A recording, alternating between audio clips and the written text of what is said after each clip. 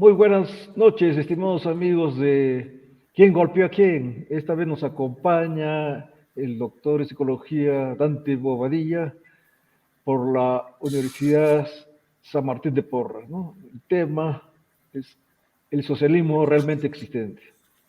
Doctor Bobadilla, bienvenido. Buenas noches, Manuel. Mucho gusto. Gracias por la invitación. A ti por estar presente. La primera pregunta, ¿cuál es tu definición de socialismo? A ver, mi definición. Mira, yo creo que el socialismo es una ideología extremista, en el sentido de que pretende solucionar todos los problemas de la humanidad. Por eso lo llamo extremista, porque en la política hay diferentes ideas, planteamientos, programas, planes, etcétera, pero que están focalizados, ¿no? Unos quieren resolver el problema del hambre, otros quieren resolver el problema de la educación, de la infraestructura. En fin, la política tiene persigue esos anhelos de solucionar problemas puntuales yendo gradualmente, tocándolos uno por uno, focalizados, etc. En cambio, el socialismo es una ideología absolutista, extremista, que pretende solucionar todos los problemas de la humanidad, todos. Es decir, en este propósito lo que busca es crear una nueva sociedad, ¿no? Y esto antepone el colectivo, es decir, la sociedad, por delante, ¿no?, del individuo. El individuo ya no cuenta demasiado en los planes del socialismo, lo que importa es la sociedad. El objetivo del socialismo es crear una sociedad, lo que ellos llaman pues justa, ¿no? Eso es una utopía, ¿no? Llamar justa a una sociedad, pues qué cosa, ahí comienza ya a desbarrancarse la ideología del socialismo, porque qué cosa es justo, una sociedad justa. Entonces, con esta mentalidad de crear una sociedad perfecta y justa, el individuo ya no cuenta, ¿no? El individuo es colocado pues como un insumo más para cumplir ese objetivo, ¿no? Eso es, en resumen, lo que yo conceptúo por socialismo. ¿Para ti es lo mismo socialismo y comunismo o no? Mira, en la práctica ha devenido en lo mismo, ¿no? Lo que pasa es que el comunismo pues es una etapa superior, utópica, en la que ya el Estado ya no existe, ¿no? Entonces se vive pues esto como en las épocas de las cavernas, ¿no? O sea, las comunidades actúan libremente, ya no hay Estado. Pero eso es una utopía, pues, ¿no? Y sin embargo, han habido personas que se han declarado comunistas y que perseguían ese objetivo final, pero no han llegado más que al socialismo, ¿no? Y esa es como te digo, la diferencia teórica, pero que en la práctica han devenido en lo mismo, porque solamente han llegado a montar un esperpento que se llama socialismo. Nunca han llegado pues al comunismo, ni van a llegar, ¿no? Ni siquiera han llegado al socialismo, porque nunca han creado una sociedad perfecta ni justa en ninguna parte. A pesar de eso, ¿consideras que ha habido algún avance en los países donde se implantó el socialismo realmente existente o no? Mira, dentro de lo que yo conozco y de lo que he vivido, yo considero pues que en el Perú se ha tratado de implantar el socialismo en la época de Velasco, ¿no? Porque toda digamos, la nomenclatura que manejaba el gobierno de Velasco eran ideólogos de izquierda, ¿no? La crema innata de la intelectualidad de izquierda, es decir, ahí les dieron a ellos la oportunidad de montar este espejismo de sociedad perfecta, y ahí estuvieron pues Héctor Béjar, estuvo Carlos Delgado Oliveira, Antenor Orrego me parece también. Hubo una intelectualidad que se plegó al gobierno de Velasco con la intención de crear esta sociedad justa. Y bueno, sobre esa base de experiencia directa vivida, yo te puedo decir pues que eso fue un fracaso total, ¿no? Nunca hubo una sociedad ni siquiera cercana a algo que se pueda llamar bueno. Lo que hubo fue un desmontar cultural basado pues en revanchismos, en chauvinismo, ¿no? Empezó a prohibirse todo lo extranjero, empezó a revalorarse en extremo todo lo nativo. O sea, siempre hay esta dicotomía, ¿no? De lo bueno contra lo malo, ¿no? O sea, lo extranjero era malo, lo nativo era bueno. Le empezaron a hacer la guerra a las empresas extranjeras, a la guerra a la Coca-Cola, a la guerra a Papá Noel, y todo era nativo, todo era quechua, todo era... Entonces, esa mentalidad, no sé a dónde, pues, cómo puede crear una sociedad mejor. No, te están simplemente tratando de cambiar un chip con la idea de que una cosa es mala y la otra cosa es buena. Y nos llevaron a un aislamiento cultural, ¿no? Y perdimos muchas cosas de lo que ya en el Perú se estaba dando, porque en el Perú, acuérdate, en los años 60, el Perú vivía pues prácticamente un boom cultural, ¿no? Imagínate la literatura que teníamos en los años 60, estaba, a ver, Ciro Alegría, Arguedas, comenzando Mario Vargas Llosa, estaba, ¿cómo se llama la palabra del mudo? Se me fue su nombre, el flaco. Sí. Pero teníamos a Ñahuín, que escribió Ñahuín, Eleodoro Vargas Vicuña, poetas, César Moro, Juan Gonzalo Rose, Gustavo Armijos, ¿quién más estaba? Eduardo Eyelson. La música peruana, la música peruana criolla, pues estaba en todo su apogeo. Teníamos dúos, tríos, grupos musicales que creaban, compositores que creaban música. Era fantástica la cultura peruana, ¿no? Y teníamos unos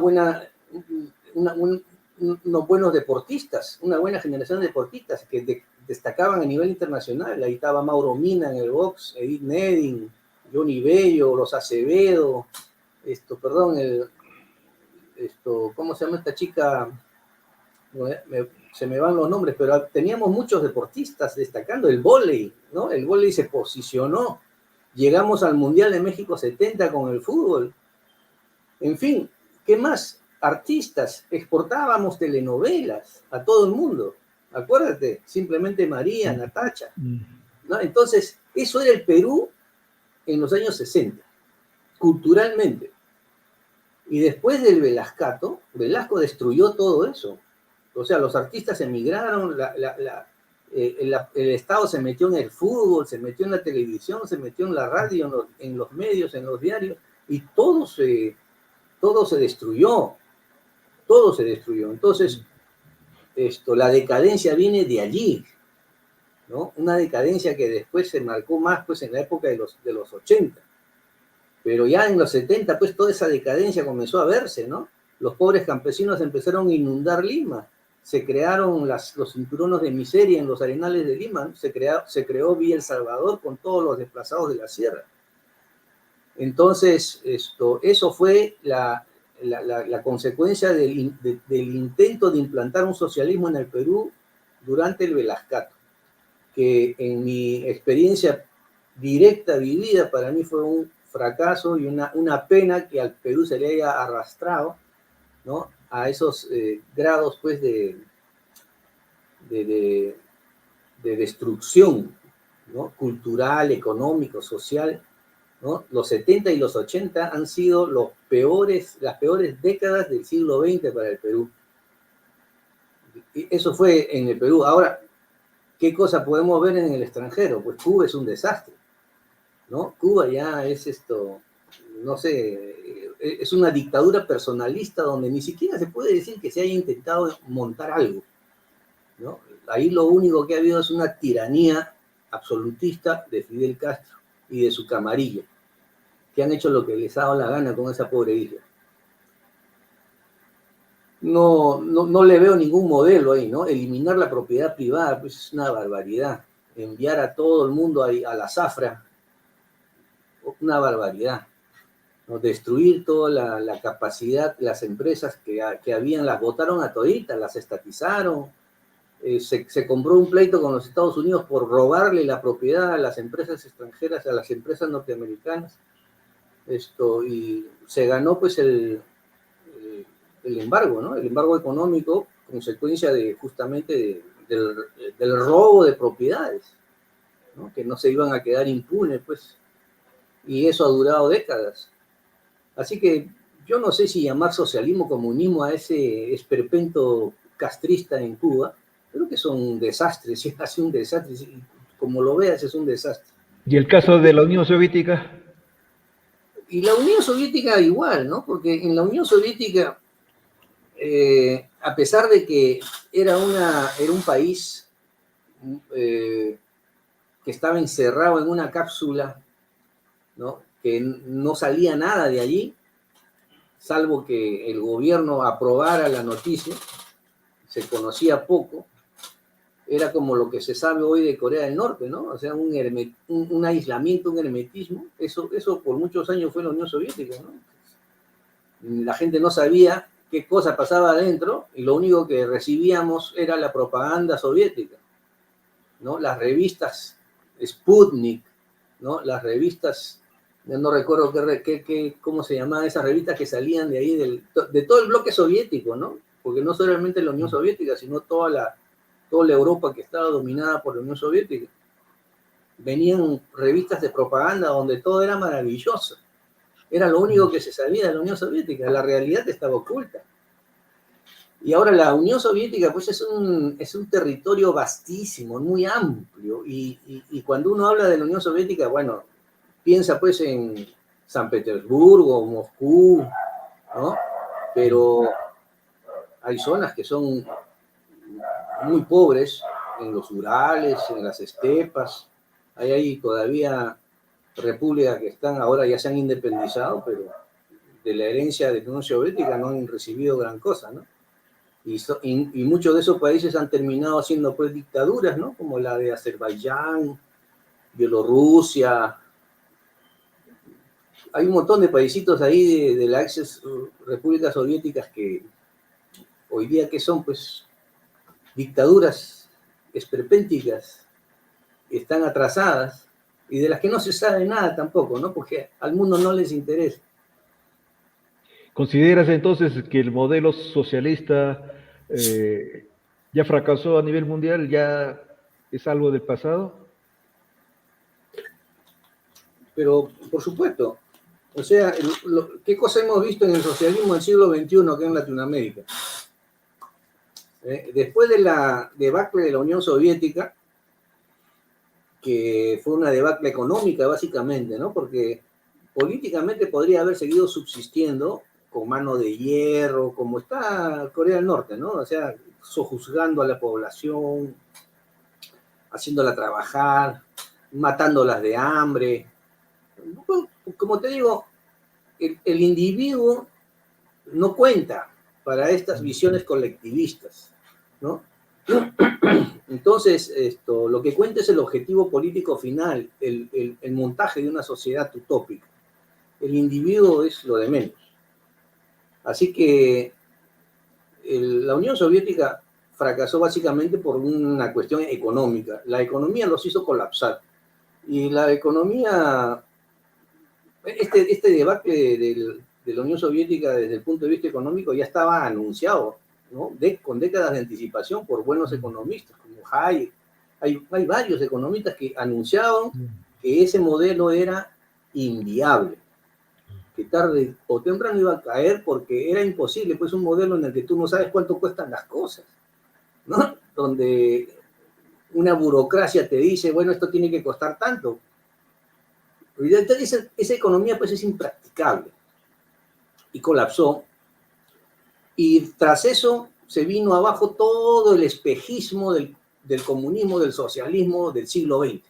Toditos los países empezaron a eliminar ese modelo porque no les servía para nada. Todo el mundo se dio cuenta que estaba pues en un modelo equivocado, implantado a la fuerza, y el socialismo desapareció de toda Europa, ¿no? Europa del Este dejó de ser socialista por su propia voluntad.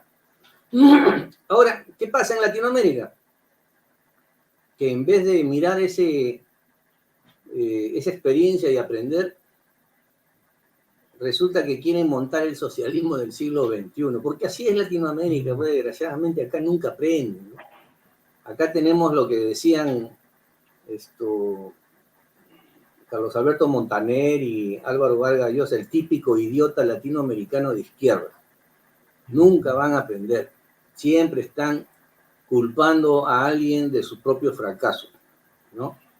Esa es la típica, culpar a alguien de su fracaso. Y creen que eliminando a ese alguien, a ese cuco, a ese monstruo, eliminándolo, ellos van a ser prósperos y felices. Esa es más o menos la idea central, básica de típico idiota latinoamericano de izquierda. Así que salen a hacer la guerrilla, el terrorismo, a combatir a las clases dominantes, a las grandes empresas, al imperialismo yanqui. El discurso de Hugo Chávez, ¿no? Ese era el discurso de Hugo Chávez. Pelearse con el imperialismo yanqui. Yankees go home. Entonces, creen pues que peleándose con los Estados Unidos y aliándose con repúblicas como Irán, como Rusia, les va a ir mejor, o como China, ¿no? Pero eso pues es un juego infantil, ¿no? Un juego infantil que no se sustenta pues en la realidad. El izquierdista latinoamericano siempre está jugando al bueno y al malo, ¿no? Tiene los malos y hay que combatir a esos malos. Así que el socialismo del siglo XXI se basó nuevamente en la idea de que hay que pelearse con el imperialismo yanqui, ¿no? Y empezaron a salir nuevas ideas, ¿no? Como, por ejemplo, ya no se hablaba, pues, de el biliteralismo, como se decía cuando eran, pues, la Unión Soviética y Estados Unidos, ¿no? Dos potencias. Empezaron a hablar de multilateralismo. Y han inventado términos ridículos, ¿no? Como el multicentrismo. ya eso suena ridículo, pues como dice Maduro, ¿no? Un mundo multicéntrico. Entonces, dicen cosas aberrantes. Pero es un intento, pues, de lucha ideológica que, desgraciadamente, es una ideología hecha por tontos, ¿no? No hay, en realidad, no hay un referente intelectual que pueda, pues, sustentar estas ideas del socialismo del siglo XXI. No hay, ¿no? El siglo pasado tenían a Marta Hernecker, a Regis Debray, a una serie de personajes, pero ahorita no tienen nada. Entonces, no hay, pues, referentes intelectuales que te sustenten algo que se pueda decir que se llama socialismo del siglo XXI. Lo único que ha habido es una serie de personajes folclóricos, mamarrachos, demagogos, trepadores, sinvergüenzas como Maduro, Hugo Chávez, Correa, Evo Morales, los Kirchner, que han salido pues a simplemente llenarse los bolsillos con este discurso de la lucha antiimperialista, que la independencia, la soberanía de los pueblos de Latinoamérica. Todo el tiempo están pensando en la liberación de los pueblos, la soberanía. Ese es el discursito. Pero, ¿qué soberanía tiene Venezuela después de tanto? Venezuela se calcula que en el boom petrolero Hugo Chávez ha despilfarrado cerca de 900 mil millones de dólares. Imagínate esa burrada de plata, 900 mil millones de dólares. Ya han entrado a Venezuela en el régimen de Chávez. ¿Qué se ha hecho? ¿Qué se hizo? Hoy día Venezuela, la industria petrolera venezolana es una lástima. Hoy día son más dependientes que antes. No son más soberanos, son más dependientes. Ahora son dependientes de China. China se ha comprado a Venezuela de aquí a 50 años, deuda a 50 años. Le deben a los rusos, le deben a los iraníes. Entonces, ¿de qué soberanía habla pues esto del socialismo? ¿No? Cuba nunca ha sido soberana desde que se peleó con Estados Unidos y se convirtió pues en chupe de los rusos. Nunca ha sido soberana, ¿no? Ha dependido de las dádivas de la Unión Soviética durante 20 años. Colapsó la Unión Soviética y casi se mueren de hambre. Tuvieron que hacer reformas para sobrevivir. Y ahí fue cuando Castro aceptó que lleguen las remesas de Estados Unidos y empezaron a sobrevivir por los dólares que los cubanos de Miami le enviaban a Cuba, ¿no? Entonces, ¿cuál es la soberanía? ¿No? Lo mismo está pasando con Bolivia, que dice que en 2 años se acaba el gas. ¿Y cuál es la soberanía? ¿Han hecho algo para ser soberanos? ¿Votar a las empresas extranjeras cobrándole más? No hay pues soberanía. Entonces, todo el discurso del socialismo es falso, ¿no? Entonces, empobrecen a las naciones, ¿no? Las sojuzgan, las dejan en la miseria y las dejan empeñadas, como ha ocurrido en Argentina. En fin, cualquier país que sea tocado por el socialismo va a terminar igualito, ¿no? Más dependiente y más pobre y más endeudado. ¿Y qué piensas del éxito capitalista de la llamada China comunista, la República Popular China? Mira, tú sabes la historia de China. En China murieron durante el maoísmo, se calcula, cerca de 40 o 50 millones de chinos. Y se murieron buena parte de hambre, ¿no? Porque a Mao, como cualquier otro comunista, le importa un comino el individuo. Lo que le importa es la sociedad utópica que quiere montar. Y si eso le cuesta 40 millones de chinos, le importa un comino. Que sigan muriendo. El objetivo final es lo que cuenta. Y curiosamente, cuando muere Mao y entra Deng Xiaoping, esas ideas se tiran a un lado y hay un giro en la política china. Empiezan a reconocer la propiedad privada, hay libertad de economía, hay libertad para el comercio exterior, o sea, cosas que no habían con la China comunista, ¿no? Con Deng Xiaoping, China se abre y empiezan a llegar inversiones extranjeras. O sea, todas las fábricas del mundo se instalan en China porque tienen facilidades, porque tienen un mercado enorme, porque tienen las facilidades que les da esto. Tú sabes que la política laboral, pues en China era prácticamente cero. O sea, acá lloran con la ley Pulpín, imagínate en China, pues estarían desesperados. Así que con esas facilidades, China se convirtió en la fábrica del mundo. Empezaron a hacerse todas las cosas en China. Al principio, pues, los chinos empezaron a fabricar también, ¿no? Ellos empezaron a copiar tecnología. Tú sabes que la tecnología china, desde el principio ha sido copia. Primero copia de la Unión Soviética, y después han ido copiando los japoneses, copiando de los surcoreanos, han ido aprendiendo, pero se han esforzado, digamos, por crear esa tecnología y copiando también a los británicos, porque cuando ellos recuperan Hong Kong, copian ese modelo y al frente instalan una ciudad, Shinsua creo que se llama la ciudad, que es una copia de Hong Kong. Ellos al principio, tú sabes que la gente estaba preocupada porque cuando Gran Bretaña le iba a devolver Hong Kong a China, pensaron que Hong Kong pues iba a desaparecer en su modelo económico y que iba a ser absorbido por el comunismo chino, y pasó lo contrario. O sea, los chinos miraron Hong Kong, aprendieron de Hong Kong y montaron Xinfu al frente, cruzando nada más el canal. Y esa ciudad le dieron el mismo modelo, ¿no? Libertad de comercio, propiedad privada, etcétera, etcétera. Y esa ciudad se llenó de empresas y fábricas en un ratito. Entonces se dieron cuenta de que ese modelo funcionaba y eso empezaron a aplicarlo a gran escala. Entonces, con la gran ventaja de que